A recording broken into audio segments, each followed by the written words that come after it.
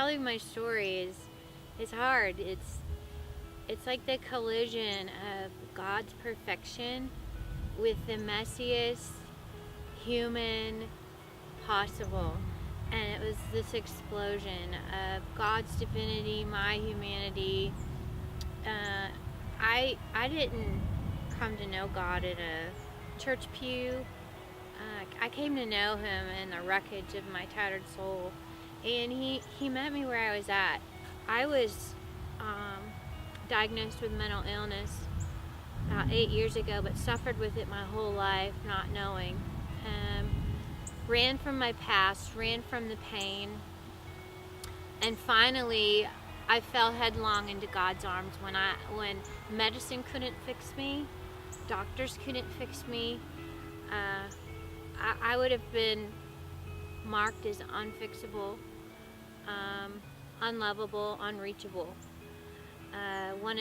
Tried to commit suicide several times.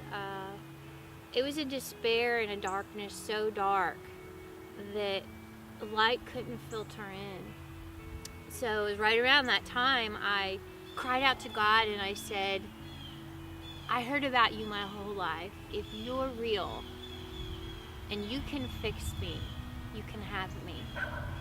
And He began to reveal my heart, or reveal His heart to me through symbols and poetry that became Remember Me jewelry. So I was at my lowest low, and Remember Me had already launched, and I was just despairing that I could not seem to overcome, and I couldn't control the symptoms. So I couldn't sleep, I couldn't eat, I couldn't take care of my kids, leave my bedroom. And my husband walks in, he's like, hey, you got to come up with the writing for the Cup of the New Covenant. And I'm like, I can't string some coherent thoughts together, let alone write something. And so it was just the preciousness of Holy Spirit, because He wanted me to know that He could bypass even my mind and do spirit to spirit connection, like literally bypass the incapabilities that I had. And He literally did. And I remember out came this beautiful Asian language. It was a heavenly language I never heard before, and it sounded Asian. And for about 5 minutes, and I kind of shook. It was kind of like electricity, but I wasn't afraid. And then right after that, I took up a pencil and I began to write, and the words came out. It was perfect. And the beauty of this is, as I wrote them and as they were written and typed out, it formed a chalice. I mean, who can do that but God? And the Remember Me writing is the crux of who I am, why I am, and what Remember Me is, and why Remember Me is. And this is what He said that day. He said, taste and see that I am God, the first, the last, the same. Drink and eat. I'll complete the work for which I came. Living waters flow from deep within my vine. Fruit of my flesh, your skin's made fresh to carry my new wine. Everlasting marriage, by my own blood we're bound.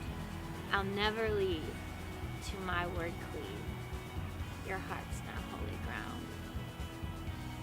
It was the most beautiful thing I had ever heard in my entire life. It took about 18 months, but slowly He started pulling me out of my pain. And His love, shattered the fears that I had, and the anxieties and the panic attacks. And I began to be able to sleep again and eat and function. But I guess my story is just coming out of darkness and into light, and going from despair to hope, and bondage to freedom.